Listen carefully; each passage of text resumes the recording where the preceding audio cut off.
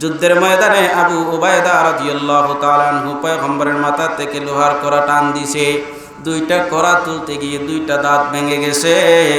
মনে হয় আবু উবায়দার এরকম আবেগ ছিল, তিনি মনে মনে ডাক দিয়ে বলছেন, পয়গম্বরের দুইটা কড়া তুলতে যদি আমার সমস্ত দাঁত ভেঙে যাইতো তাতে কোনো অসুবিধা ছিল না। আল্লাহু আকবার বলেন। দাঁত তোলার পরে পয়গম্বরের মাথা থেকে রক্ত ঝরছে। এখন পয়গম্বরের রক্তটুকু জমিনের মধ্যে পড়বে আর আমার সাহাবায়ে কেরাম কেমন করে পাশে থাকবেন? পয়গম্বরের তুতু মুবারকও জমিনের মধ্যে ফালাইতে দিতেন না সাহাবায়ে কেরাম। পয়গম্বরের চুল কাটার সময় সাহাবায়ে কেরাম হাত পাতায় রাখতেন যেন নিচের জমিনের মধ্যে একটা চুলও না পড়ে। আল্লাহু আকবার বলেন। পয়গম্বর ওযু করার সময় অজুর যে ব্যবহৃত পানি আছে ওই পানিটা যাতে নিচে না পড়ে সেই পানিটা নেওয়ার জন্য সাহাবায়ে কেরাম জবরাজাটি করতেন। সুবহানাল্লাহ বলি। সেই সময় পয়গম্বরের মাথা থেকে রক্ত ঝরতেছে আর সাহাবায়ে কেরাম ওই সময় উপস্থিত। আবু সাঈদ খুদরী রাদিয়াল্লাহু তাআলা আনহুর আব্বা হযরতে মালিক ইবনে সিনান রাদিয়াল্লাহু তাআলা আনহু ওই সময় পয়গম্বরের যে রক্ত রয়েছে ওই রক্তগুলো জিহ্বা দিয়ে চেটে চেটে বন্ধুরা আমার খেয়ে ফেলছেন। সুবহানাল্লাহ বলি। এটা ছিল পয়গম্বরের প্রতি সাহাবায়ে কেরামের মহব্বত। নবীজির রক্ত যেন জমিনের মধ্যে না পড়ে সেই চেষ্টা করতেন সাহাবায়ে কেরাম, নবীজির রক্ত খেয়ে ফেলতেন। নবীজি ইন্তেকালের পরে হযরত আব্দুল্লাহ ইবনে সৈয়দ ইবনে আব্দ রাব্বিহি রাদিয়াল্লাহু তাআলা আনহু তিনি ক্ষেতের মধ্যে কৃষি কাজের মধ্যে লিপ্ত রয়েছিলেন। একজন ব্যক্তি আব্দুল্লাহ ইবনে সৈয়দ ইবনে আব্দ রাব্বিহিকে খবর পৌঁছাইল পয়গম্বর দুনিয়া থেকে চলে গেছেন, পয়গম্বরের ইন্তেকাল হয়ে গেছে। আব্দুল্লাহ ইবনে সৈয়দ ইবনে আব্দ রাব্বিহি ক্ষেতের মধ্যে কৃষি কাজ করতেছিলেন। ওই সময়ে খবরটা পৌঁছানোর সঙ্গে সঙ্গে আব্দুল্লাহ ইবনে সৈয়দ ইবনে আব্দ রাব্বিহি পয়গম্বরের সামনে দুইটা হাত উঠে দোয়া করেন, আল্লাহুম্মা আযহাব বাসারি ফাইন্নী লা আরা বা'দা হাবিবি আহাদা। ওগো রব্বুল আলামিন, যেই নবীকে দেখে নিজের চোখকে শীতল করতাম, যেই নবীকে দুইটা চোখ দিয়ে পয়গম্বরকে নয়ন ভরে আমি দেখতাম, সেই হাবিবে কিবরিয়া বুঝি দুনিয়া থেকে চলে গেছে। গো রব্বুল আলামিন, যে পয়গম্বরকে আর আমার এই চোখ দিয়ে দেখতে পারবো না, ইযহাব বাসারি, আয় আল্লাহ আপনি আমার দৃষ্টি শক্তি কাইরা নেন। সুবহানাল্লাহ বলেন। সাহাবী দোয়া করছে আর রব্বুল আলামিন দোয়া করবেন না, এরকম হতে পারে না। এটা সাধারণ কোনো দোয়া নয়। আমরা সাধারণভাবে দুইটা চক্ষু অন্ধ হওয়ার জন্য দোয়া করতে পারবো না, এটা জায়েজ হবে না। কিন্তু আব্দুল্লাহ ইবনে সৈয়দ ইবনে আব্দ রাব্বিহি দোয়া করেছেন পয়গম্বরের মহব্বতে ভালোবাসায়। পয়গম্বরকে মহব্বত করলে আল্লাহ তাআলা উপকার পৌঁছান। আব্দুল্লাহ ইবনে সৈয়দ ইবনে আব্দ রাব্বিহি দোয়া করলেন, রব্বুল আলামিন, যে দুইটা চোখ দিয়ে পয়গম্বরকে দেখতে পারবো না, যেই দুইটা চোখ দিয়ে রব্বুল আলামিন আপনার পয়গম্বরকে দেখতে পারবো না, মসজিদে নববীর মিম্বরটা খালি হয়ে গেছে, আমার পয়গম্বর দুনিয়াতে চলে গেছেন। ও গো রব্বুল আলামিন, সেই চোখ আমি চাই না, আপনি আমার চোখের দৃষ্টি শক্তি কাইরা নেন। সঙ্গে সঙ্গে তিনি অন্ধ হয়ে গেছেন। হযরতে বিলাল হাবশী রাদিয়াল্লাহু তাআলা আনহু নবী ইন্তেকালের পরে বিলাল হাবশী রাদিয়াল্লাহু তাআলা আনহু তিনি ডাক দিয়ে বলেন, যেই জমিনের মধ্যে আমার হাবিব পয়গম্বর বিচরণ করতেন, যেই জায়গার মধ্যে পয়গম্বর হাঁটা চলা করতেন, যেই মদিনার মধ্যে পয়গম্বরকে দেখতাম, নবীজি নুরানি চেহারা দেখে আমি অন্তর জুড়াইতাম। সেই নবীজি ইন্তেকাল করে গেছেন। ও রব্বুল আলামিন, আর এই মদিনার মধ্যে আমি থাকতে চাই না। হযরতে বিলাল হাবশী রাদিয়াল্লাহু তাআলা আনহু সঙ্গে সঙ্গে মদিনা থেকে চলে গেছেন দূর শহরে, সিরিয়ার গালিব নামক শহরের মধ্যে চলে গেছেন। দীর্ঘ 1 মাস 2 মাস 3 মাস চলে গেছে বিলাল হাবশী তিনি মদিনায় আসে না। নিজের জানের চাইতেও প্রাণের চাইতেও বেশি আমার আপনার পয়গম্বরকে মহব্বত করতে হবে। আন-নাবিয়্যু আওলা বিল মুমিনিনা মিন আনফুসিহিম, নবীজিকে মহব্বত করতে হবে নিজের প্রাণের চাইতেও। এটা কার দাবি? আল্লাহ তাআলার দাবি। এমনিতেই আল্লাহ তাআলা দাবি করেছেন, এই দাবির সপক্ষে আল্লাহ তাআলা দলিল দিয়েছেন কেন মহব্বত করতে হবে। আমরা নেতাকে মহব্বত করি, নেতার কাছ থেকে কিছু পাওয়ার জন্যে আমরা নেতাকে মহব্বত করি, ভালোবাসি। মা বাবাকে আমরা মহব্বত করি, ভালোবাসি, কারণ হলো মা বাবা আমাদেরকে জন্ম দিয়েছেন। আমরা ভাইকে মহব্বত করি, ভালোবাসি, কারণ ভাইয়ের সাহায্য নিতে হয়। এবং সন্তানাদিকে আমরা মহব্বত করি, ভালোবাসি, নিজের টানে, রক্তের টানে আত্মীয় স্বজনকে মহব্বত করি, ভালোবাসি। রাসূল আকরাম সাল্লাল্লাহু আলাইহি ওয়াসাল্লামকে নিজের জীবনের চাইতেও মহব্বত করতে হবে, ভালোবাসতে হবে, কারণ হলো আমরা আমাদের আত্মীয় স্বজন থেকে যে উপকারটা পাই এর চাইতেও বেশি উপকার পয়গম্বর আমাদের জন্য করেছেন। দুনিয়াবী জীবনে আমাদের জন্য সন্তানাদি উপকারে আসে, মা বাবা উপকারে আসে, দুনিয়াতে উপকারে আসে ভাই বেরাদর আত্মীয় স্বজন, কিন্তু আমার আপনার পয়গম্বর আমাদের জন্য উপকারে আসছেন শুধু দুনিয়াতে না, দুনিয়াবী জীবনেও না, আখিরাতের জীবনেও। আল্লাহর রাসূল আমাদের জন্য উপকার কি উপকার না? আমাদের জন্য উপকারে আসেন পয়গম্বর। لقد من الله على المؤمنين إذ بعث فيهم رسولا من أنفسهم। আল্লাহ তাআলা বলেন, আল্লাহ তাআলা ঈমানদারদের উপর অনুগ্রহ করেছেন, ইহসান করেছেন, নিয়ামত দিয়েছেন, অনুগ্রহ করেছেন ঈমানদারদের উপর। কিসের মাধ্যমে? তাদের মধ্য থেকে একজন রাসূল প্রেরণ করার মাধ্যমে। আল্লাহ তাআলা তো আমাদেরকে চোখ দিয়েছেন, হাত দিয়েছেন, অসংখ্য অগণিত নিয়ামতের সাগরে আমরা প্রতিনিয়ত হাবুডুবু খাই। যেই অক্সিজেনটা আমরা ব্যবহার করি সেই অক্সিজেনটা যদি এক সেকেন্ডের জন্য আমাদের কাছ থেকে গায়েব হয়ে যায়, অদৃশ্য হয়ে যায়, আমরা সারা দুনিয়ার মানুষ দুনিয়া থেকে বিদায় হয়ে যাব, ইন্তেকাল হয়ে যাব। হাজার হাজার লক্ষ লক্ষ নিয়ামতের মাঝখানে আমরা প্রতিনিয়ত মানুষগণ আমরা হাবুডুবু খাচ্ছি, কিন্তু আল্লাহ তাআলা একটি নিয়ামতের কথা আলোচনা করেন নাই, একটি বিশেষ নিয়ামতের কথা আলোচনা করেছেন, সেটা হচ্ছে রাসূল। রাসূলকে আমাদের কাছে পাঠিয়েছেন, এটা আমাদের জন্য সবচেয়ে বড় নিয়ামত। لقد من الله على المؤمنين إذ بعث فيهم رسولا منهم। রাসূল আকরাম সাল্লাল্লাহু আলাইহি ওয়াসাল্লামকে আমাদের মধ্য থেকে প্রেরণ করেছেন, ফেরেশতাদের মধ্য থেকে পয়গম্বরকে প্রেরণ করেন নাই। আদম সন্তানের অন্তর্ভুক্ত করে রাসূলকে আমাদের কাছে প্রেরণ করেছেন। ইয়াতুলু আলাইহিম আয়াতিহি ওয়া ইউযাক্কিহিম। আমার আপনার পয়গম্বরের কয়েকটা দায়িত্বের কথা, কয়েকটা উপকারের কথা আল্লাহ তাআলা আলোচনা করেছেন এই জায়গায়। ইয়াতুলু আলাইহিম আয়াতিহি। আল্লাহর পয়গম্বর দুনিয়াতে আসার পরে, নবুয়ত প্রাপ্ত হওয়ার পর আল্লাহ তাআলার পক্ষ থেকে কোরআনুল কারীম আমাদেরকে শোনান। কোরআনুল কারীমের আদেশ এবং নিষেধ আমাদের কাছে পয়গম্বর আমাদেরকে শিক্ষা দেন। ইয়াতুলু আলাইহিম আয়াতিহি ওয়া ইউযাক্কিহিম। এবং আমাদেরকে উম্মতদেরকে পয়গম্বর এসে আমাদেরকে পরিশুদ্ধ করেছেন নাজাসত থেকে, গুনাহ থেকে, শিরিক থেকে এবং বেদাত থেকে। আল্লাহর পয়গম্বর আমাদেরকে কি করেছেন? পরিশুদ্ধ করেছেন, পাক সাফ করেছেন। ওয়া ইউআল্লিমুহুমুল কিতাবা ওয়াল হিকমা। এবং আল্লাহ তাআলা কোরআনুল কারীম আমাদেরকে শিক্ষা দিয়েছেন, পয়গম্বর আমাদেরকে কোরআনুল কারীম শিক্ষা দিয়েছেন। ওয়ায়ুআল্লিমুহুমুল কিতাবা ওয়াল হিকমা। আল্লাহর পয়গম্বর উম্মতকে হিকমা শিক্ষা দিয়েছেন। তাফসীরের কিতাবের মধ্যে উল্লেখ করা হয়েছে হিকমা হচ্ছে নবীজির সুন্নাত, নবীজির হাদিস। আল্লাহর পয়গম্বর কোরআনুল কারীম প্রথমে আমাদেরকে শিক্ষা দিয়েছেন এবং কোরআন এবং সুন্নাহ পয়গম্বর আমাদেরকে শিক্ষা দিয়েছেন। রাসূল আকরাম সাল্লাল্লাহু আলাইহি ওয়াসাল্লাম এগুলোর মাধ্যমে আমাদের উপকার করেছেন। উপকার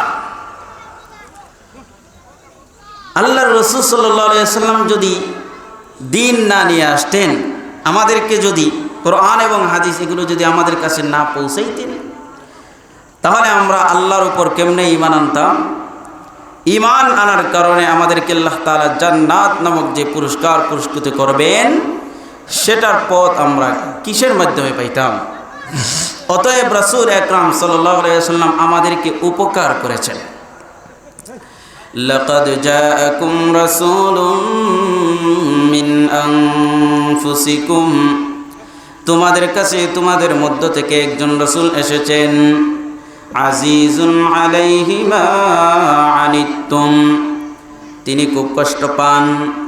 তোমাদের কাছে যদি কোনো আপদ এবং ক্ষতিকর বিষয় তোমাদের কাছে যদি আপতিত হয়, অর্থাৎ তোমাদের কষ্টে পয়গম্বর কষ্ট পান, তোমাদের ব্যথায় ব্যথিত হন, রাসূল আকরাম সাল্লাল্লাহু আলাইহি ওয়াসাল্লাম উম্মতের ব্যথায় ব্যথিত হতেন।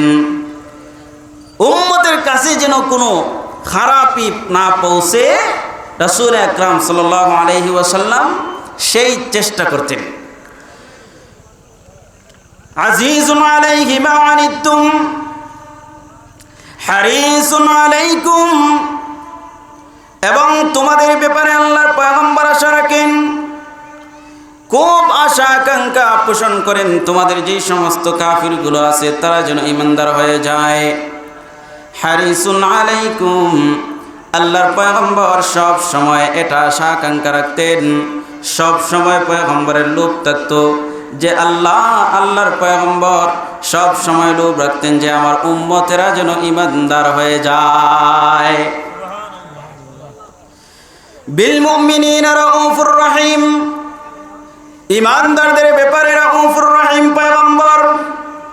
রাউফুন বলা হয় যেই সত্তা অপর মানুষ থেকে ক্ষতিকর বিষয়গুলোকে দূর করেন, দাফউল মুজার, এইরকম সত্তাকে বলা হয় রাউফ। আর রহিম বলা হয় অপর মানুষের উপর ইহসান এবং অনুগ্রহ যিনি পৌঁছান তিনি হচ্ছেন রহিম। কুরআনুল কারীমের মধ্যে আল্লাহ তাআলার দুইটি সিফত উল্লেখ করা হয়েছে, ইন্নাল্লাহা বিন-নাসি লারাউফুর রহিম। ঠিক তেমনি ভাবে কুরআনুল কারীমের মধ্যে আমার পয়গম্বরের জন্য এই দুইটা ডিভিশন, দুইটা বিশেষণ আল্লাহ তাআলা উল্লেখ করেছেন। ইন্নাল্লাহা বিন-নাসি লারাউফুর রহিম, আল্লাহ তাআলা মানুষের উপর রাউফুর রহিম। এই আয়াতের মধ্যে আল্লাহ তাআলা পয়গম্বরের বিশেষণ উল্লেখ করেছেন, হারিসুন আলাইকুম বিল মুমিনিনা রাউফুর রহিম। যখন পয়গম্বর তায়েফে চলে গেলেন, মক্কার কাফির কুরাইশদের জ্বালা যন্ত্রণা সহ্য করতে পারেন নাই, পয়গম্বর চলে গেছেন তায়েফে। দেখি তায়েফের কোনো মানুষকে আমাকে আশ্রয় দেয় কিনা। মুসলমান ইমানদার পয়গম্বর চলে গেলেন তায়েফের মধ্যে, সাথে আছেন হযরত যায়েদ ইবনে হারিসা রাদিয়াল্লাহু তাআলা আনহু। এক পর্যায়ে পয়গম্বর তায়েফবাসীর পক্ষ থেকে কোনো সাহায্যের কি পেলেন না, প্রতিশ্রুতি পেলেন না। পয়গম্বর মনের মধ্যে দুঃখ ব্যথা নিয়ে পয়গম্বর চলে আসছেন। একটা ঘরের মধ্যে পয়গম্বর তিনি আশ্রয় গ্রহণ করেছেন। এই সময় পয়গম্বরের দিলের অবস্থা বুঝে আল্লাহ তাআলা হযরত জিবরিল আমিন আলাইহিস সালাতু ওয়াস সালামকে নাজিল করে দিলেন, ওরে জিবরাইল যাও আমার পয়গম্বরের কাছে চলে যাও। মক্কার কাফির কুরাইশ পয়গম্বরকে জ্বালা যন্ত্রণা দিয়েছে। তায়েফের মধ্যে যাওয়ার পর পয়গম্বর আশ্রয় পান না, আমার পয়গম্বরের দিলটা ভেঙে গেছে। ও জিবরাইল যাও পয়গম্বরের দিলটাকে তুমি জোড়া লাগাইয়া দাও। হযরত জিবরিল আমিন আলাইহিস সালাতু ওয়াস সালাম চলে আসলেন পয়গম্বরের কাছে। শুধুমাত্র কেবলমাত্র হযরত জিবরিল আমিন আলাইহিস সালাতু ওয়াস সালাম আসেন নাই, সঙ্গে করে নিয়ে আসছেন মালাকুল জিবাল, পাহাড়ের দায়িত্ব যেই ফেরেশতার, সেই ফেরেশতাকে সঙ্গে নিয়ে পয়গম্বরের সামনে হাজির হযরত জিবরিল আমিন আলাইহিস সালাতু ওয়াস সালাম। জিবরিল এসে ডাক দিয়ে বলেন, ইয়া রাসূলুল্লাহ, ইয়া হাবিবাল্লাহ, ও গো পয়গম্বর, ইন্না রাব্বাকা ইউকরিউকা সালাম। ও গো পয়গম্বর, আপনাকে আল্লাহ তাআলা সালাম দিয়েছেন। সুবহানাল্লাহ বলেন। জিবরিল আমিন আলাইহিস সালাতু ওয়াস সালাম ডাক দিয়ে বলেন, পয়গম্বর আপনার কাছে আমার রব্বুল আলামিন সালাম পেশ করেছেন, এবং ওরে ও পয়গম্বর আমার সঙ্গে মালাকুল জিবাল পাহাড়ের সেই ফেরেশতাকে পাঠিয়ে দিয়েছেন আল্লাহ তাআলা। সেই ফেরেশতা আপনি যা বলবেন তাই করবে। সুবহানাল্লাহ বলেন। রাসূল আকরাম সাল্লাল্লাহু আলাইহি সাল্লাম যা বলবেন সেই পাহাড়ের দায়িত্বে থাকা ফেরেশতা তাই করবে। ইতিমধ্যেই পয়গম্বরকে কষ্ট দিয়েছে তায়েফবাসী। কেমন করে কষ্ট দিয়েছে পয়গম্বরকে? ছোট্ট ছোট্ট বোখারে ছেলে ফেলেকে লেলা দিয়েছে। যাও যাও, মুহাম্মদকে পাগল বলে তোমরা তাকে পাথর নিক্ষেপ করো। সেই সমস্ত বখাটের ছেলে ফেলেরা পয়গম্বরের উপর পাথর নিক্ষেপ করেছে, পাথর দিয়ে ইটা দিয়েছে, এই পাগলটাকে লেলায় দিয়েছে। পয়গম্বর কত কষ্ট করেছেন, তায়েফবাসীর পক্ষ থেকে কত কষ্ট পেয়েছেন। আর এই কষ্টের সঙ্গে সঙ্গেই হযরতে জিবরিল আমিন আলাইহিস সালাতু ওয়াস সালাম মালাকুল জিবালকে সামনে নিয়ে আসছেন। ওগো পয়গম্বর, যদি আপনি বলেন আপনি কি আদেশ করবেন, আপনার আদেশের বরখেলাপ করবেন না সেই ফেরেশতা। পাহাড়ের দায়িত্বে থাকা ফেরেশতা ডাক দিয়ে বলল, পয়গম্বর আপনাকে কত কষ্ট দিয়েছে তায়েফবাসী গো পয়গম্বর। শুধু তায়েফবাসী না, মক্কার কাফির কুরাইশ আবু জেহেলরা আপনাকে কত কষ্ট দিয়েছে গো পয়গম্বর। আপনি যদি বলেন দাম দাম তু আলাইহিমুল জিবাল, ইয়া রাসূলুল্লাহ ইয়া হাবিবাল্লাহ, আপনি যদি বলেন আমি পাহাড়ের দায়িত্বে থাকা ফেরেশতা, আমার আল্লাহ আমাকে এই ক্ষমতা দিয়েছেন, যদি শুধুমাত্র কেবলমাত্র আপনি বলেন এই তায়েফবাসীকে ধ্বংস করে দেওয়ার জন্য আমি পাহাড় চাপা দিয়ে তাদেরকে ধ্বংস করে দিয়ে দিব। সুবহানাল্লাহ। শুধু কি তাই, মালাকুল জিবাল ডাক দিয়ে বলে, পয়গম্বর আপনি যদি বলেন তাহলে এই যে তায়েফবাসী আছে আপনাকে কষ্ট দিয়েছে, সেই তায়েফবাসীকে আমি এইরকম ভাবে আমার হাতের মধ্যে লইয়া ওই জায়গার মধ্যে আমি উড়াইয়া দিব, তাদেরকে ধ্বংস করে দিব। শুধু তাই না পয়গম্বর, যদি আপনি আমাকে আদেশ করেন, যদি আপনি বলেন এই তায়েফবাসীকে মাটির নিচে দশায় দেওয়ার জন্য আমি তাদেরকে মাটির নিচে দশায় দিয়ে ধ্বংস করে দিব।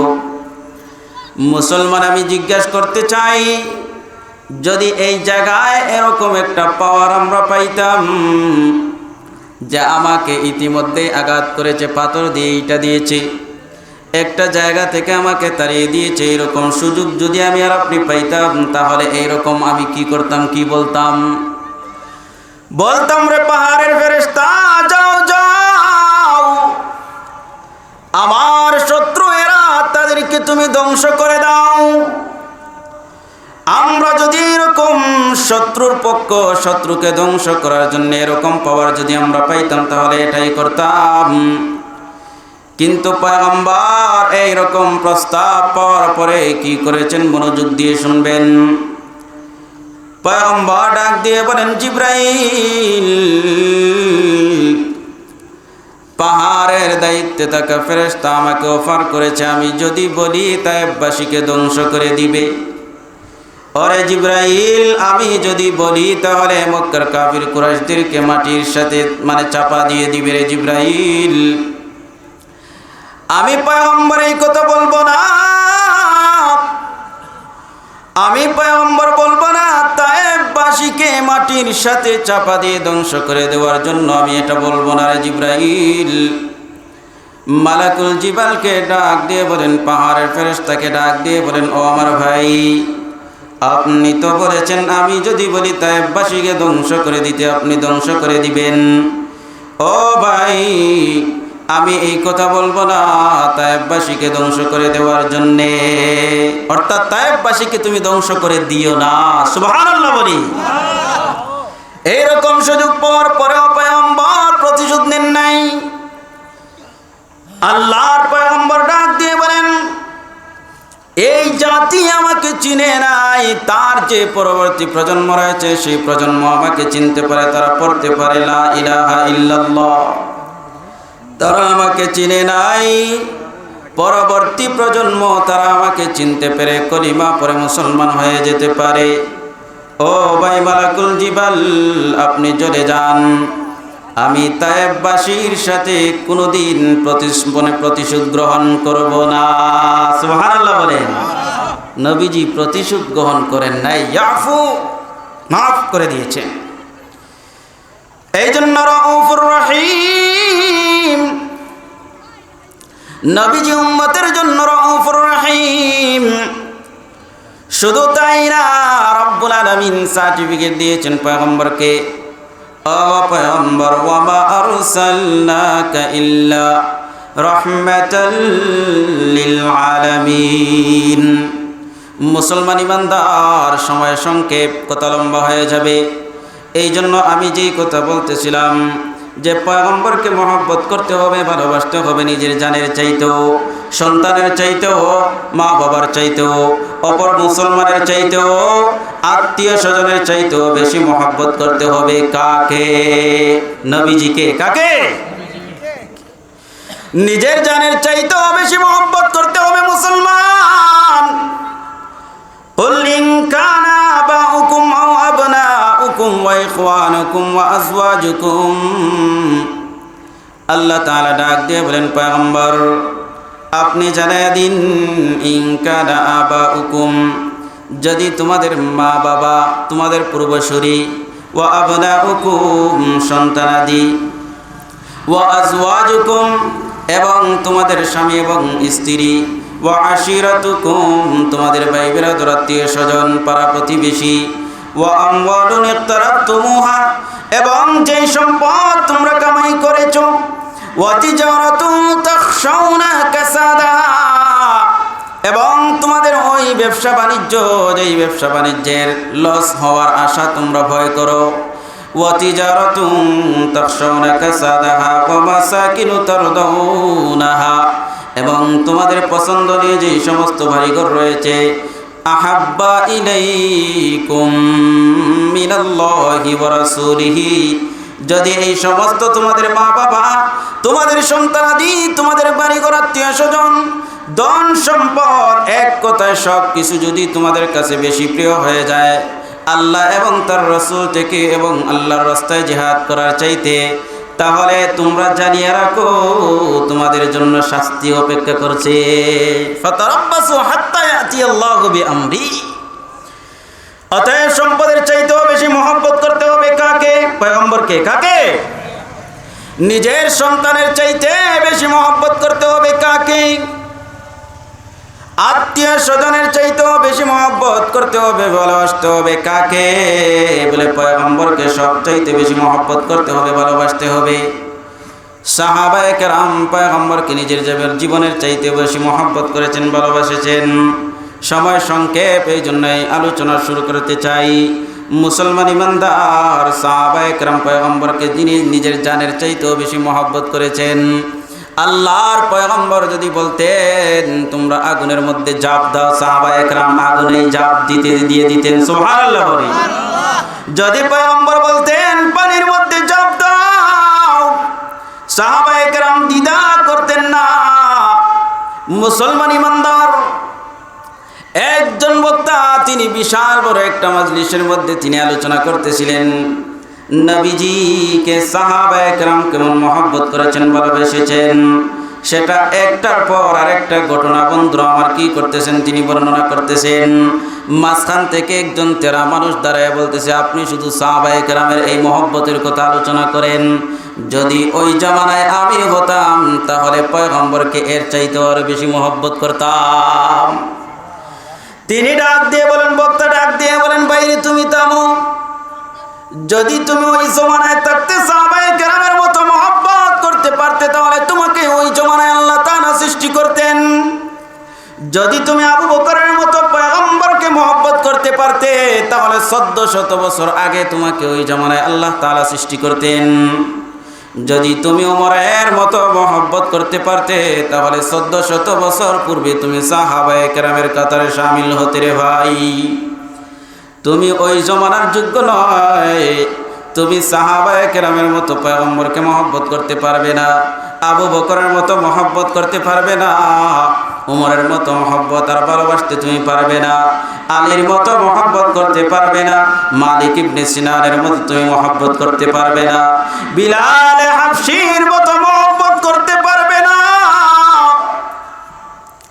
যদি তুমি বিলাল হাবশির মতো পয়গম্বরকে মহব্বত করতে পারতে, তাহলে আল্লাহ তাআলা তোমাকে এই জমানায় কি করতেন না, সৃষ্টি করতেন না।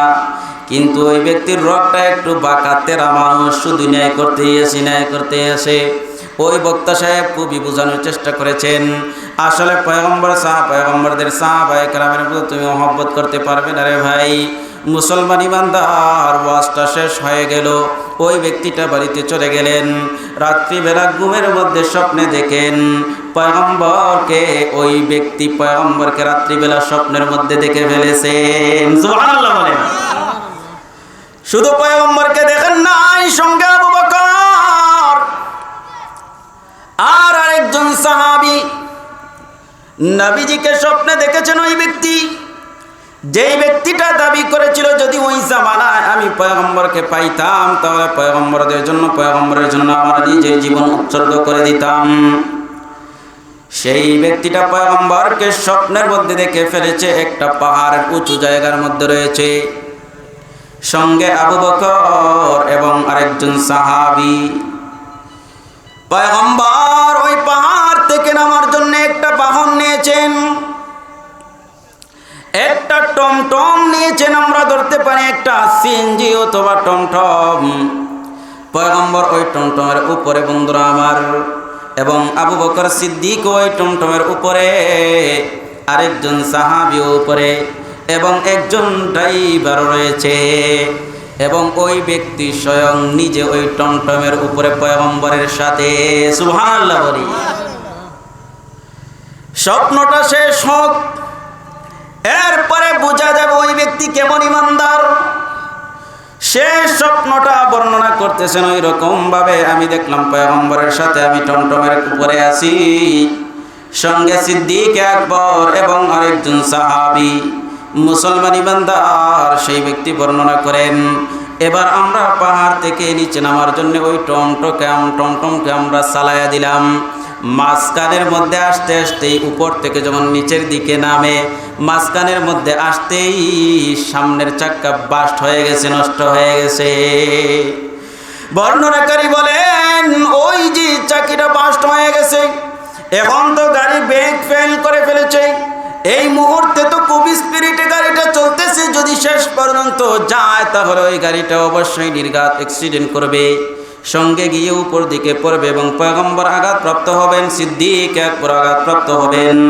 এবার গাড়ির ড্রাইভার, সে ছিল অভিজ্ঞ, সে ডাক দিয়ে বলল, এই মুহূর্তে যদি আমরা এই গাড়ির অ্যাক্সিডেন্টকে আমরা থামাতে চাই তাহলে অবশ্যই আমাদের কাছে আর কোনো অপশন নাই, শুধুমাত্র একটি অপশন, সেটা হচ্ছে একজন ব্যক্তিকে ওই সামনের চাকার মধ্যে পড়তে হবে, নিজেকে মানে আইল দিতে হবে। যদি আমরা এই চাকার পিছনে পড়ি তাহলে আমরা এই গাড়িটাকে আটকাইতে পারবো। গাড়ির ড্রাইভার এই 4 জনের মধ্যে 3 জনকে বলে নাই, আমাকে সম্বোধন করে বলতেছেন, ভাই পয়গম্বরকেও এই বিপদের সম্মুখীন করা যাবে না, সিদ্দিক আকবরকেও বিপদের সম্মুখীন করা যাবে না। এই মুহূর্তে যদি আমরা চাকার নিচে পড়ি, যে পড়বে তার জীবনটা শেষ হয়ে যেতে পারে, সে ইন্তেকাল করতে পারে। যদি নাও মরে অবশ্যই এই চাপে তার হাড্ডি গুড্ডি ভাঙার সম্ভাবনা রয়েছে। সেই ব্যক্তিটা বর্ণনা করেন, আমাকে যখন ড্রাইভার বলল আপনি কি করেন, এই কাজটা করেন আপনি, মানে পাতার হয়ে শুয়ে পড়েন তাহলে গাড়িটা আটকায় যাবে। আমি চিন্তা করা আরম্ভ করে দিলাম, পয়গম্বরকে বাঁচাবো নাকি নিজের জীবনটাকে বাঁচাবো। চিন্তা করতে করতে করতে গাড়িটা অ্যাক্সিডেন্ট হওয়ার উপক্রম। সঙ্গে থাকা সাহাবী তিনি চিন্তা করছেন, যদি আর 1 সেকেন্ড যায় আমার পয়গম্বর কষ্ট পাইতে পারে, গাড়ি অ্যাক্সিডেন্ট। সঙ্গে সঙ্গে সেই সাহাবী, তাকে ওটাই এবার বলে নাই, আমাকে বলেছে, সেই সাহাবী লাফ দিয়ে সামনে পড়ে গেছে। সুবহানাল্লাহ। সেই ব্যক্তিটা অনুতপ্ত হয়ে গেল, স্বপ্নটা ভেঙে গেল। ওই যে বক্তার সাথে সেই ব্যক্তিটা ঝগড়া করেছিল যে 1400 বছর আগে আমি যদি পাইতাম তাহলে পয়গম্বরের জন্য নিজের জীবনটা উৎসর্গ করে নিতাম, সেই ব্যক্তিটা বক্তাকে, বন্ধুরা আমার, কোন সুরত কুইজা বাইর করলো। বাইর করার পরে সেই ব্যক্তিটার পায়ে ধইরা মাপ চায়, হে হুজুর আপনি তো সত্যি বলেছেন, আপনার সাথে ন্যায় করেছিলাম, তর্ক করেছিলাম, আমি তো বাস্তব জীবনে পয়গম্বরের জন্য জীবন উৎসর্গ করব দূরের কথা, স্বপ্ন যুগেও পয়গম্বরের জন্য আমার নিজের জীবনটাকে উৎসর্গ করতে পারি না। এইরকম দাবিদার আছে না নাই? মুসলমান ইমানদার বলতেছিলাম সাহাবায়ে কেরাম পয়গম্বরকে কেমন মহব্বত করতেন, ভালোবাসতেন। সিদ্দিক আকবর কেমন মহব্বত করতেন, ভালোবাসতেন, সেটা যদি বর্ণনা করি তাহলে সময় শেষ হয়ে যাবে। আরো 1,24,000 পয়গম্বরের সাহাবীর আলোচনা তো পরেই রইল। মুসলমান ইমানদার, কিতাবের মধ্যে আসছে আল্লাহর পয়গম্বর বলেছেন, লা ইউমিনু আহাদুকুম, তোমাদের কেউ ততক্ষণ পর্যন্ত পরিপূর্ণ ইমানদার হতে পারবে না, লা ইউমিনু আহাদুকুম হাত্তা আকুনা আহাব্বা ইলাইহি, যতক্ষণ পর্যন্ত আমি তার কাছে প্রিয় না হব তার পিতার চাইতে, তার সন্তানের চাইতে এবং সমস্ত মানুষের চাইতে। ফারুক আযম রাদিয়াল্লাহু তাআলা আনহু যখন এই আয়াত নাযিল হলো, কুল ইন কানা আবাউকুম, এবং পয়গম্বর আরবি হাদিসগুলো শোনায় দিলেন, তোমাদের নিজের জীবনের চাইতেও বেশি মহব্বত করতে হবে আমি পয়গম্বরকে। এবার হযরত ওমর ইবনুল খাত্তাব রাদিয়াল্লাহু তাআলা আনহু ডাক দিয়ে বলেন, পয়গম্বর আপনাকে আবার সন্তানের বেশি মহব্বত করি, ভালোবাসি, সম্পদের চাইতেও বেশি মহব্বত। ওগো পয়গম্বর, আমার হাতের চাইতেও আমি পয়গম্বর আপনাকে মহব্বত করি, ভালোবাসি। আমার হাতটা দিয়ে দিব আপনার নিজের জন্য, পয়গম্বর আপনার জন্য আমার হাতটা ধ্বংস করতে পারবো। আমার পায়ের চাইতেও বেশি মহব্বত করি, ভালোবাসি, আপনার জন্য পাকে আমি দিয়ে দিব, কোনো সমস্যা নাই। তবে গো পয়গম্বর নিজের প্রাণটাকে আপনার প্রাণের চাইতেও আমি আপনাকে বেশি মহব্বত করি না। কে বলতেছেন? ওমর ইবনুল খাত্তাব রাদিয়াল্লাহু তাআলা আনহু, যার ব্যাপারে পয়গম্বর বলেছেন, লাউ কানা নাবিয়্যুন বাদি লাকানা ওমর, যদি আমার পরে কেউ নবী হইতো ওমর নবী হইতো। আল্লাহু আকবার বলেন। সেই হযরতে ওমর ইবনুল খাত্তাব রাদিয়াল্লাহু তাআলা আনহু ডাক দিয়ে বলতেছেন, পয়গম্বর আপনাকে আমি সব চাইতে বেশি মহব্বত করি, ভালোবাসি, তবে আমি আমার নিজের চাইতে না। পয়গম্বর ডাক দিয়ে বলে, ওমর না না, এখন পর্যন্ত তুমি খাঁটি ইমানদার হইতে পারো নাই। হযরত ওমর ইবনুল খাত্তাব রাদিয়াল্লাহু তাআলা আনহু কিছুক্ষণ চিন্তা করলেন। কিছুক্ষণ চিন্তা করার পর 5 মিনিট যাওয়ার পরে পয়গম্বরকে ডাক দিয়ে বলেন, ইয়া রাসূলুল্লাহ, ইয়া হাবিবাল্লাহ, গো পয়গম্বর, আমি চিন্তা করে দেখলাম আপনি যে উপকার করেছেন সেই নফসটাও আমার উপকার করতে পারে নাই। আমার নফস কয় আমাকে নামাজের সময় নামাজ পড়িস না। আমার নফস আমাকে গুনাহের দিকে আহ্বান করে। ইন্নান নাফসা লাআম্মারাতুম বিসসু, মানুষের অন্তরের মধ্যে যেই নফসটা রয়েছে সেই নফসের কারণে মানুষ গুনাহের মধ্যে লিপ্ত রয়। হযরত ইউসুফ আলাইহিস সালাতু ওয়াস সালাম বলেছিলেন, ইন্নান নাফসা লাআম্মারাতুম বিসসু, নিশ্চয় নফসে আম্মারা, সে খারাপের দিকে আমাদেরকে ডাকে।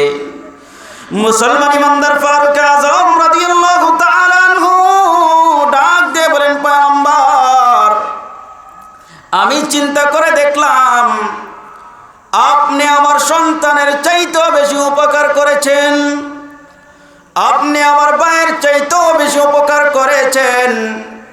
ওগো পয়গম্বর, এমনকি আমার নিজের নফসের চাইতেও বেশি উপকার করেছেন আপনি। অতএব আপনাকে আমার ভাইয়ের চাইতেও বেশি মহব্বত করি, বোনের চাইতেও বেশি মহব্বত করি, বাবার চাইতেও আপনাকে বেশি মহব্বত করি গো পয়গম্বর। সমস্ত মানুষের চাইতেও আপনাকে আমি বেশি মহব্বত করি, ভালোবাসি গো পয়গম্বর। শুধু তাই না, আপনাকে আমার নিজের নফসের চাইতেও বেশি মহব্বত করি, ভালোবাসি। সুবহানাল্লাহ। ইয়া সাহিবাল জামালি, ইয়া সাহিবাল জামালি ওয়া ইয়া সাইয়্যিদাল বাশার, মিন ওয়াজহিকাল মুনীরি লাকাদ নাওয়ারাল কমার, লা ইউমকিনুস সানাউ কামা কানা হাক্কুহু বাদা আজ খুদা বুজুর্গ তু এ কিসসা মুখতাসার। ফারুক আযম রাদিয়াল্লাহু তাআলা আনহু নিজের নফসের চাইতেও বেশি পয়গম্বরকে মহব্বত করেছেন। সমস্ত সাহাবায়ে কেরাম নিজের নফসের চাইতেও জানের চাইতেও বেশি মহব্বত করতেন পয়গম্বরকে। বলতেছিলাম একবার পয়গম্বর কি করেছেন, সিংহা লাগিয়েছেন পায়ের মধ্যে। সিংহা লাগানোর পরে বন্ধুরা আমার কি করেছেন, পয়গম্বরের যে অবশিষ্ট রক্ত রয়েছে সিংহা দিয়ে টাইনা যে রক্ত বের করছে, সেই রক্তটাকে ফালানোর জন্য পয়গম্বর একটা পাত্র করে হযরতে আব্দুল্লাহ ইবনে যায়েদ ইবনে আব্দ রাব্বিহি রাদিয়াল্লাহু তাআলা আনহু, হযরতে আব্দুল্লাহ ইবনে জুবায়ের রাদিয়াল্লাহু তাআলা আনহুর কাছে দিলেন। হে আব্দুল্লাহ, তুমি এই অবশিষ্ট পচা রক্তটাকে তুমি ফালাইয়া দিয়ে আসো। মুসলমান ইমানদার খুব মনোযোগ সহকারে কথাগুলো শুনবেন। কেমন মহব্বত করতেন পয়গম্বরকে আমার সাহাবায়ে কেরাম। শুধু পয়গম্বরকে মহব্বত করতেন এমন নয়, পয়গম্বরের রক্ত পর্যন্ত মহব্বত করতেন সাহাবায়ে কেরাম। আব্দুল্লাহ ইবনে জুবায়ের রাদিয়াল্লাহু তাআলা আনহু সেই অবশিষ্ট যে রক্ত রয়েছে সেই রক্তটাকে ফালাইয়া দেওয়ার জন্য তিনি চলে গিয়েছেন। কিছুক্ষণ পরে পয়গম্বরের সামনে আসছেন, এসে বলতেছেন, ইয়া রাসূলুল্লাহ, ইয়া হাবিবাল্লাহ, আমি রক্তটা ফালাইয়া দিয়ে আসছি। পয়গম্বর জিজ্ঞাসা করলেন, আব্দুল্লাহ, তুমি রক্তটা কোন জায়গায় ফালাইয়া দিয়ে আসছো? তখন আব্দুল্লাহ ইবনে জুবায়ের রাদিয়াল্লাহু তাআলা আনহু ডাক দিয়ে বলেন, পয়গম্বর, সেই রক্তটাকে আমি কোনো ময়লা আবর্জনার জায়গার মধ্যে ফালাই আসি নাই, সেই রক্তটাকে কোনো মাটির মধ্যে ফালাই আসি নাই গো পয়গম্বর, সেই রক্তটাকে আমার পাকস্থলীর ভিতরে আমি ফালাই রাখছি। আল্লাহু আকবার। আমি আপনার রক্তটা পান করে ফেলেছি। সঙ্গে সঙ্গে পয়গম্বর ডাক দিয়ে বলেন, আব্দুল্লাহ, তুমি কি করলে রে আব্দুল্লাহ? তুমি কি আমাকে এত মহব্বত করো, ভালোবাসো, এত মহব্বত করো, তুমি আমার রক্তটা খেয়ে ফেললে? ফ্রেশ রক্ত না, ময়লা আবর্জনার সিংহা লাগে যেটা মানে টাইনা টাইনা বের করছে, সেই রক্তটা তুমি খেয়ে ফেলছো। ও আব্দুল্লাহ, আমি পয়গম্বর জানাইয়া দিলাম, যেই শরীরের মধ্যে আমার শরীরের রক্ত ঢুকছে সেই শরীরটাকে আল্লাহ জাহান্নামের আগুন দিয়ে জ্বালাবেন না। সুবহানাল্লাহ বলবেন না? শুধু কি তাই, পয়গম্বরকে কষ্ট দিয়েছে উহুদের জমিনে। নবীজির মাথার মধ্যে লৌহ করা লোহার টুপি পয়গম্বর প্রোটেকশন হিসাবে রাখছেন, লোহার টুপি। ইতিহাসের কিতাবের মধ্যে লিখছেন, উহুদের জমিনে কাফিরদের আঘাতের কারণে পয়গম্বরের লোহার টুপি ভেঙে দুইটা লোহার কড়া মাথার মধ্যে ঢুকে গেছে। হযরতে আবু বকর সিদ্দিক রাদিয়াল্লাহু তাআলা আনহু দৌড়ায় আসছেন সেই লোহাটা বের করার জন্য। হযরত আবু উবায়দা রাদিয়াল্লাহু তাআলা আনহু দৌড়ায় আসছেন পয়গম্বরের মাথা থেকে লোহার টুপি, এই যে লোহার কড়া রয়েছে টুপির লোহার কড়া, সেই কড়াটা বের করার জন্য হযরতে আবু উবায়দা রাদিয়াল্লাহু তাআলা আনহু ডাক দিয়ে বলেন, ও আবু বকর, এই খেদমতটা আমাকে করার সুযোগ দাও। আবু উবায়দা রাদিয়াল্লাহু তাআলা আনহুকে সিদ্দিক আকবর সুযোগ দিয়ে দিলেন। একটা লোহার কড়াকে দাঁত দিয়ে টান মারছে, আবু উবায়দা রাদিয়াল্লাহু তাআলা আনহুর একটা দাঁত ভেঙে গেছে। সঙ্গে সঙ্গে একটা লোহার কড়া বন্ধুরা আমার পয়গম্বরের মাথা থেকে উঠছে। আরেক পার হযরতে আবু উবায়দা রাদিয়াল্লাহু তাআলা আনহু ডাক টান দিছে দাঁত দিয়ে লোহার কড়া তোলার জন্য। ওই সময় তো কি ছিল না, মানে মুসনা ছিল না যে তুলবে। যুদ্ধের ময়দানে আবু উবায়দা রাদিয়াল্লাহু তাআলা আনহু পয়গম্বরের মাথা থেকে লোহার কড়া টান দিছে, দুইটা কড়া তুলতে গিয়ে দুইটা দাঁত ভেঙে গেছে। মনে হয় আবু উবায়দার এইরকম আবেগ ছিল, তিনি মনে মনে ডাক দিয়ে বলছেন, পয়গম্বরের দুইটা কড়া তুলতে যদি আমার সমস্ত দাঁত ভেঙে যাইতো তাতেও কোনো অসুবিধা ছিল না। আল্লাহু আকবার বলেন। দাঁত তোলার পরে পয়গম্বরের মাথা থেকে রক্ত ঝরছে। এখন পয়গম্বরের রক্তটুকু জমিনের মধ্যে পড়বে, আর আমার সাহাবায়ে কেরাম কেমন করে পাশে থাকবেন? পয়গম্বরের তুতু মুবারক জমিনের মধ্যে ফালাইতে দিতেন না সাহাবায়ে কেরাম। পয়গম্বরের চুল কাটার সময় সাহাবায়ে কেরাম হাত পাতায় রাখতেন যেন নিচের জমিনের মধ্যে একটা চুলও না পড়ে। আল্লাহু আকবার বলেন। পয়গম্বর ওযু করার সময় অজুর যে ব্যবহৃত পানি আছে ওই পানিটা যাতে নিচে না পড়ে সেই পানিটা নেওয়ার জন্য সাহাবায়ে কেরাম ঝগড়াঝাটি করতেন। সুবহানাল্লাহ বলি। সেই সময় পয়গম্বরের মাথা থেকে রক্ত ঝরতেছে আর সাহাবায়ে কেরাম ওই সময় উপস্থিত। আবু সাঈদ খুদরি রাদিয়াল্লাহু তাআলা আনহুর আব্বা হযরতে মালিক ইবনে সিনান রাদিয়াল্লাহু তাআলা আনহু ওই সময় পয়গম্বরের যে রক্ত রয়েছে ওই রক্তগুলো জিহ্বা দিয়ে চেটে চেটে বন্ধুরা আমার খেয়ে ফেলছেন। সুবহানাল্লাহ বলি।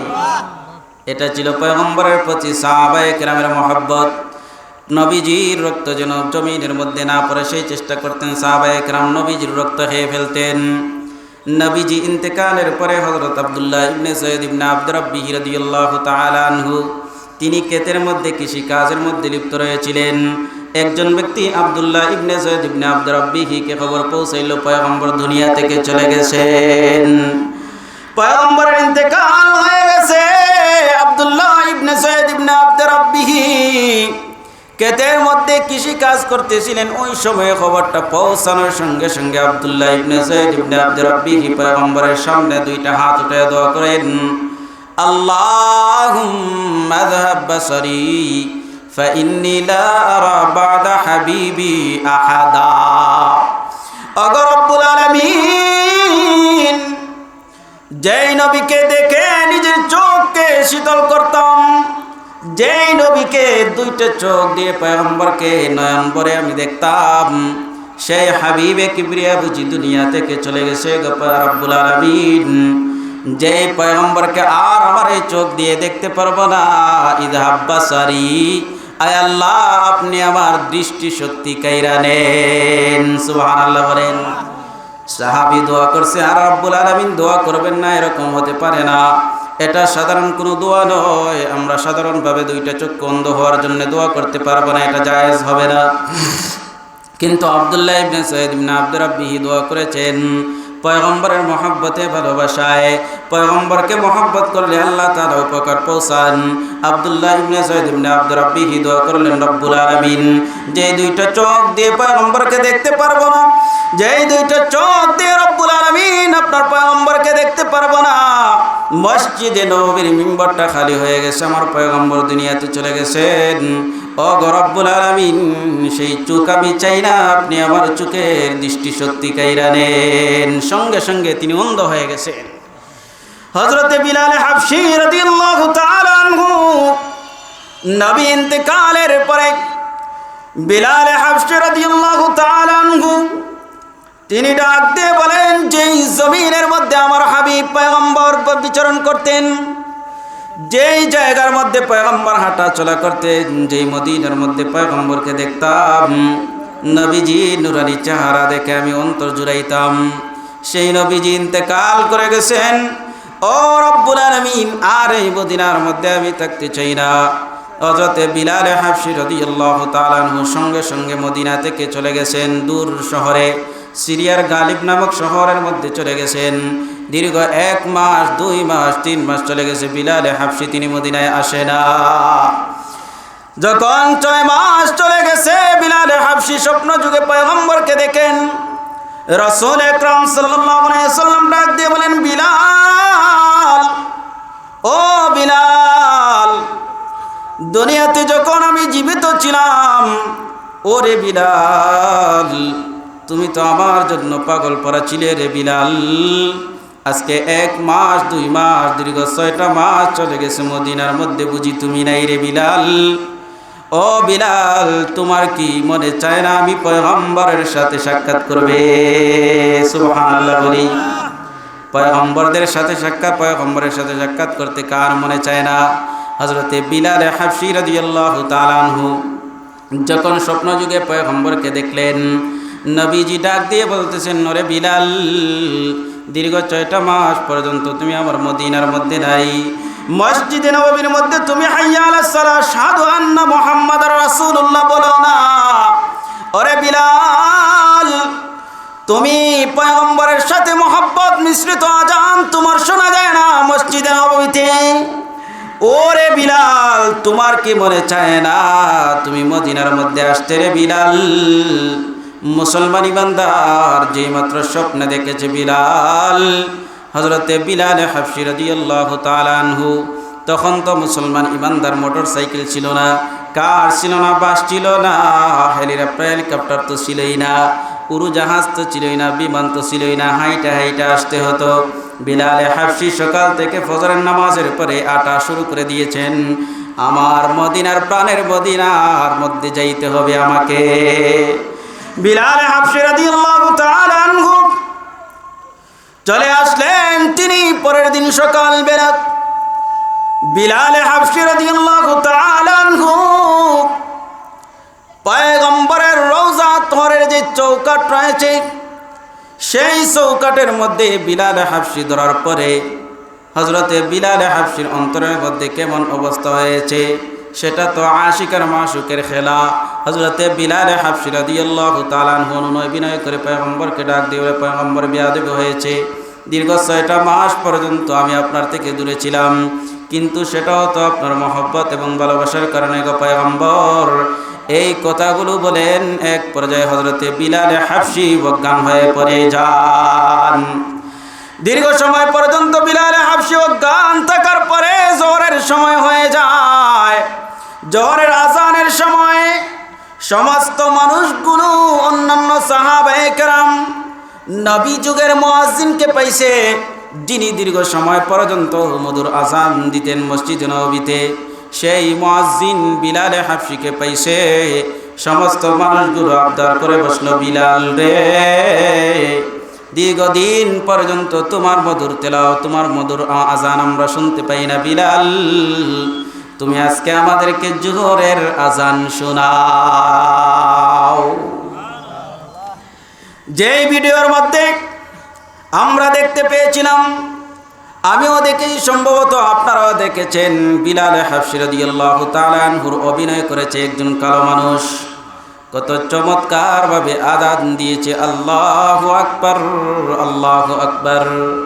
হযরতে বিলাল হাবশী রাদিয়াল্লাহু তাআলা আনহু আযান শুরু করে দিলেন, জোহরের আযান, আল্লাহু আকবার, আল্লাহু আকবার, আশহাদু আল্লা ইলাহা ইল্লাল্লাহ, আশহাদু আন্না মুহাম্মাদুর রাসূলুল্লাহ। যেই মাত্র বিলাল হাবশী জায়গা আসছে, আশহাদু আন্না মুহাম্মাদুর রাসূলুল্লাহ, যেই মাত্র বিলাল হাবশী মুহাম্মাদুর রাসূলুল্লাহ এই জায়গার মধ্যে আসছেন, কিতাবের মধ্যে আসছে, বিলাল হাবশী আর সামনে বাড়তে পারেন নাই, হাইয়া আলাস সালাহ বলা পর্যন্ত পৌঁছাইতে পারেন নাই। বিলাল হাবশী আশহাদু আন্না মুহাম্মাদুর রাসূলুল্লাহ এই জায়গার মধ্যে আসার পরে বিলাল হাবশী রাদিয়াল্লাহু তাআলা আনহু বেহুশ হয়ে পড়ে গেছেন। আল্লাহু আকবার বলি। এই রকম ছিল সাহাবায়ে কেরামের মহব্বত আর ভালোবাসা পয়গম্বরের প্রতি। আমি আর আপনি পয়গম্বরকে কি মহব্বত করি, এটা যদি আমি আর আপনি আমাদের বডির দিকে তাকাই, সেটাই তো প্রমাণিত হয়ে যায়। মুসলমান ইমানদার পয়গম্বরকে নিজের জীবনের চাইতে মহব্বত করতে হবে, ভালোবাসতে হবে।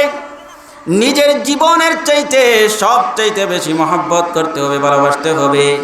দীর্ঘ আলোচনা করছি না, দীর্ঘ আলোচনা রয়েছে পয়গম্বর কি আমার আপনার মতো সাধারণ মানুষ যে পয়গম্বরকে এমনিতেই মহব্বত করব, নাকি পয়গম্বরের মধ্যে এগুলো গুণ সমাহার ঘটেছে যেই গুণের কারণে পৃথিবীর উম্মতেরা পয়গম্বরকে মহব্বত করতে বাধ্য,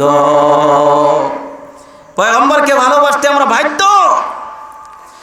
কারণ হলো দুনিয়ার মানুষ একজন আরেকজনকে মহব্বত করে, বলা হইতে আসবাবুল মহাব্বত, মহব্বতের ভালোবাসার কারণগুলোর মধ্যে 4টা কারণ উল্লেখ করেছেন মুহাদ্দিসিনে কেরাম। একটা হলো জামাল, অর্থাৎ সৌন্দর্য। যদি মানুষ সুন্দর হয় তাহলে একজন আরেকজনকে মহব্বত করে।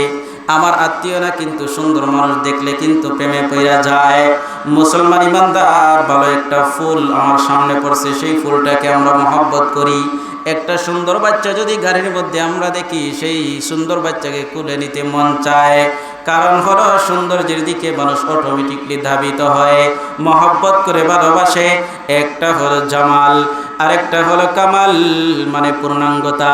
সুন্দর না কিন্তু গুণাবলী রয়েছে, ভালো গুণগুলো তার মধ্যে রয়েছে। সুন্দর না হইলেও সে ব্যক্তিকে মহব্বত করে ভালোবাসে। মুসলমান ইমানদার আরেকটা হলো নওয়াল, আরেকটা হলো দানশীলতা। যদি একজন মানুষ দান করে, তাহলে যেই ব্যক্তিকে দান করছে অটোমেটিকলি সেই ব্যক্তি তাকে মহব্বত করে ভালোবাসে। আল ইনসানু আবদুল ইহসান, মানুষ হলো অনুগ্রহের দাস। যদি একজন নেতা আপনার শত্রু হয়ে যদি 2000 টাকা ধরায় দেয়, তাহলে তাকে শত্রু হওয়ার পরেও কিন্তু আন্দের করে ভোট দিতেই হয়। কারণ হলো সে দান করছে 2000 টাকা, 500 টাকা, ওই সময় গাদ্দারি করা যায় না। আরেকটা হলো 3 নম্বর হলো নওয়াল, মানে দানশীলতা। যে ব্যক্তি দানবীর সেই ব্যক্তিকে মানুষ মহব্বত করে ভালোবাসে। আরেকটা হলো কারাবত, মানে আত্মীয়তা। সন্তানকে মহব্বত করে মানুষ ভালোবাসে আত্মীয়তার কারণে। ভাইকে মহব্বত করে ভালোবাসে আত্মীয়তার কারণে। কিন্তু ভাইয়ের মধ্যে ফাটল ধরায় তৃতীয় পক্ষ। এই 4টি গুণের কারণে একটি গুণ যদি কারোর মধ্যে থাকে, তাহলে সেই ব্যক্তিকে মহব্বত করে ভালোবাসে মানুষ। জামাল মানে সৌন্দর্যের কারণে। বন্ধুরা আমার, একজন মানুষকে মানুষ মহব্বত করে ভালোবাসে।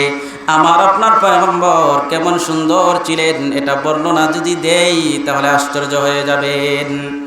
আম্মা জানা আয়েশা রাদিয়াল্লাহু তাআলা আনহা বলেন, লানা শামসুন ওয়ালিল আফাqi শামসুন ওয়া শামসি আফজালু মিন শামসিস সামাই। আম্মা জানা আয়েশা বলেন, দুনিয়ার মানুষ তোমরা জানিয়ে নাও, তোমাদের একটা সূর্য আছে এবং আমি আয়েশারও একটা সূর্য আছে। আল্লাহু আকবার বলেন। তোমাদের সূর্যের চাইতে আমি আয়েশার সূর্যটা সবচাইতে বেশি উত্তম। ফাইন্না শামসা তাতলু বাদাল ফাজর, কারণ হলো তোমাদের সূর্যটা দিনের বেলায় ফজরের পরে উদিত হয়। ওয়া শামসি তাতলু বাদাল ইশা, আর আমার সূর্য এশার পরে আমি আয়েশার ঘরে উদিত হয়। সুবহানাল্লাহ বলে।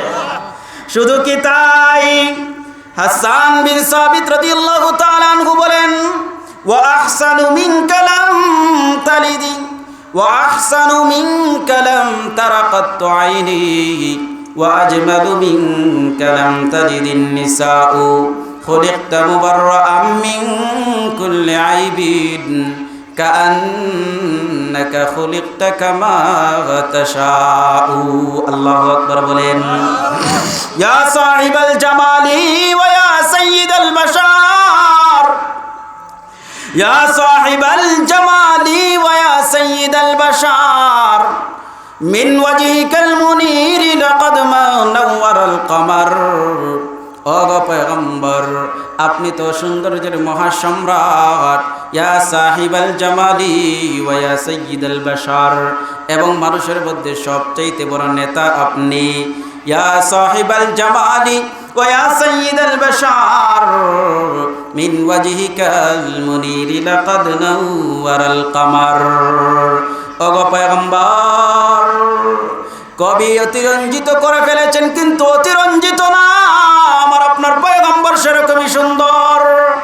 কবি ডাক দিয়ে বলেন, পয়গম্বর আপনার চেহারা এত চমৎকার, এত সুন্দর, যেন আসমানের যে চাঁদ রয়েছে সেই চাঁদটা আপনার চেহারা থেকে সৌন্দর্য খরচ নিয়েছে।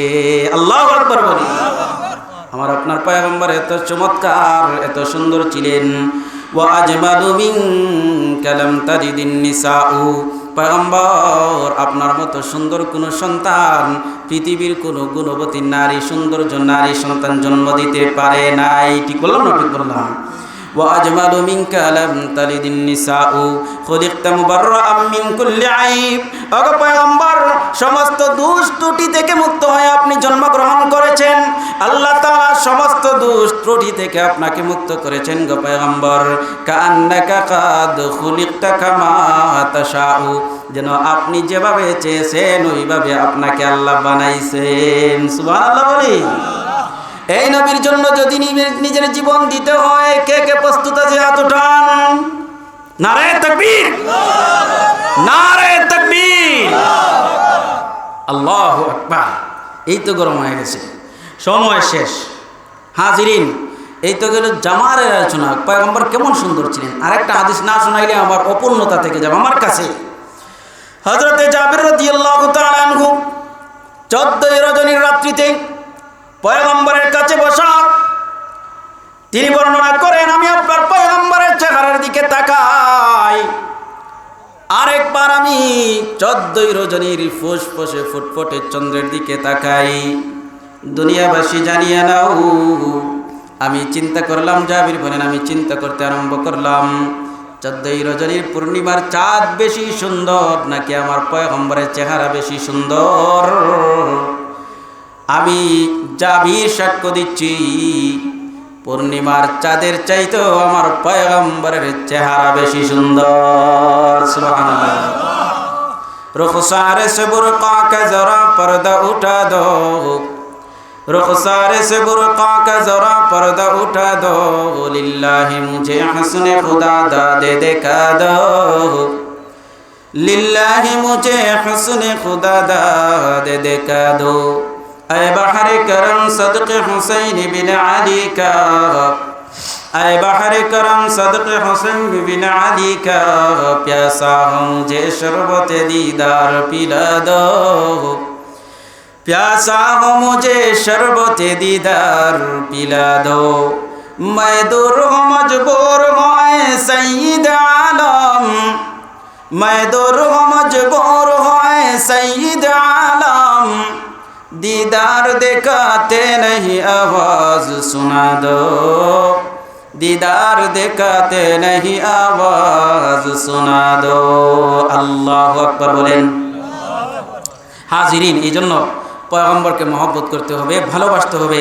সবচাইতে বেশি, নিজের জানের চাইতেও বেশি মহব্বত করতে হবে, ভালোবাসতে হবে। সাহাবায়ে কেরাম পয়গম্বরের প্রতি ভালোবাসার নজরানা পেশ করেছেন। দুই একটি আলোচনা আপনাদের সামনে পেশ করেছি। সাহাবায়ে কেরাম কেমন মহব্বত করতেন, ভালোবাসতেন। আবু বকরের মহব্বতের কথা তো আলোচনাই করতে পারি নাই।